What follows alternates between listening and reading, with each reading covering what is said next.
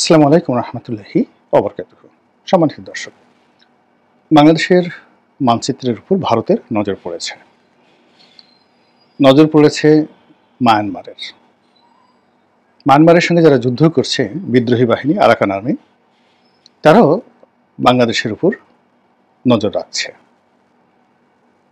America দীর্ঘদিন ধরে বাংলাদেশের উপর নজর রাখছে। চীন এখানে তাদের যে বাণিজ্য সম্ভাবনা, সেই সম্ভাবনাকে তারা সাম্রাজ্যবাদী নীতিতে পরিবর্তন করবে কিনা এখনো বোঝা যাচ্ছে না। কিন্তু চীন বাংলাদেশের ব্যাপারে অতিমাত্রায় উৎসাহ দেখাচ্ছে। চীনের বাইরে পশ্চিমা দুনিয়া এবং পাকিস্তান এখানে বাংলাদেশের সেই স্বাধীনতা সার্বভৌমত্বের উপর আঘাত আনবে সেটা হয়তো নয়, কিন্তু পাকিস্তান বাংলাদেশকে ব্যবহার করে ভারতকে নাস্তানাবুদ করতে চাচ্ছে। তো এই যে বাংলাদেশকে নাস্তানাবুদ করার যে প্রচেষ্টা, বহুমুখী প্রচেষ্টা, এটাকে আপনি বাংলাদেশের মানচিত্রের উপর শকুনের নজর পড়েছে এটি বলতে পারেন। এখন শকুনের নজর পড়লে কি হয়, বা শকুন কার উপর নজর ফেলে, এটাই মূলত আলোচনার প্রতিপাদ্য বিষয়। আপনারা জানেন যে শকুন কোনো জীবিত প্রাণী ভক্ষণ করে না, মৃত প্রাণী ভক্ষণ করে। এক। দুই নম্বর হলো শকুন বুঝতে পারে, তার একটা যাকে বলা হয় প্রাকৃতিক যোগ্যতা রয়েছে। সে বুঝতে পারে যে এই প্রাণীটি এখন মারা যাবে, সেটা গরু হোক, মানুষ হোক, বা অন্য যে কোনো জিনিস হোক। তো যখন প্রাণীটি খুব ছোট হয়, একেবারে ছোট একটি প্রাণী মারা যাবে, তখন শকুন উড়তে থাকে কাছাকাছি, বা কখনো বসে থাকে। ধরুন একটা বিড়াল মারা যাবে, তো বিড়ালের পাশে সে বসে থাকে, ও মারা যায়, তারপরে সে খায়।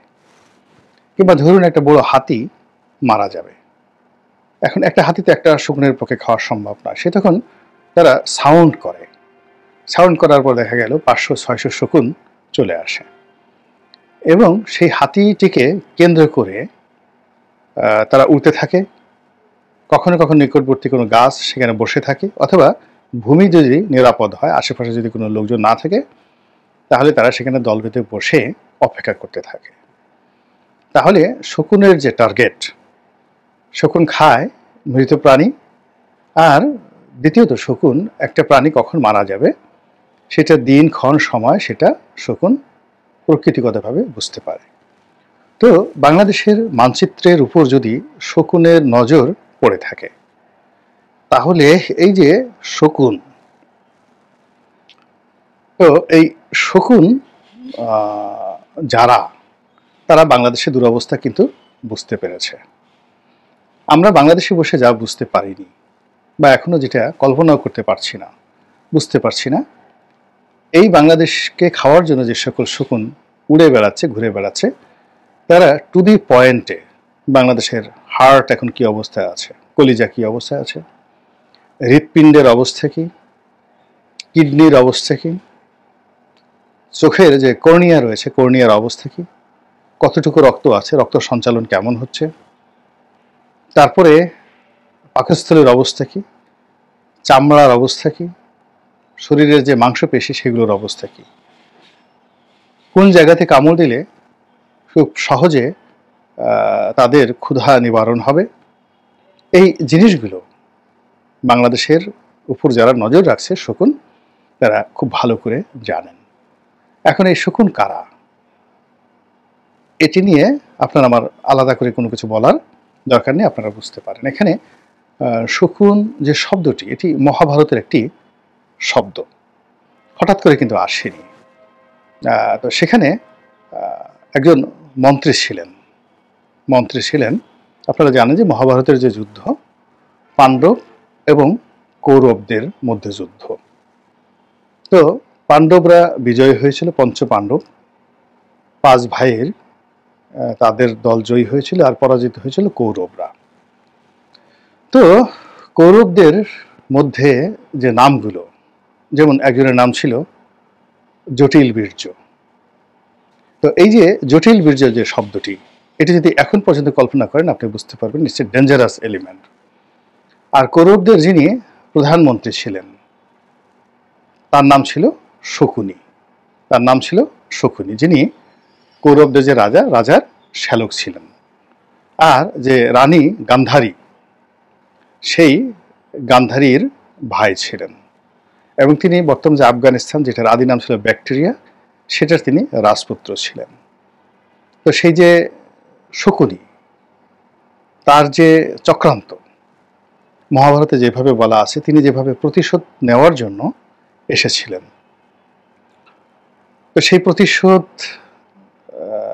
চরিতার্থ করার জন্য তিনি একটি রাজবংশকে শেষ করেছিলেন। একেবারে পুরো উত্তর ভারত, দক্ষিণ ভারতের রাজনীতি, রাজবংশকে পুরো তছনছ করে দিয়েছিলেন। তো সব মিলিয়ে তার যে একটা ভিলেন চরিত্র, সেই ভিলেন চরিত্রটা ধীরে ধীরে ধীরে ধীরে একটি পাখির উপরে চলে এসেছে, শকুনের উপর। এবং সেই শকুন শব্দটি আমরা গত 5000 বছর ধরে এখন পর্যন্ত একই আতঙ্ক নিয়ে, ঘৃণা নিয়ে, চরিত্র নিয়ে আমরা কিন্তু ব্যবহার করছি। তো সেই শকুনের নজর বাংলাদেশের উপর পড়েছে।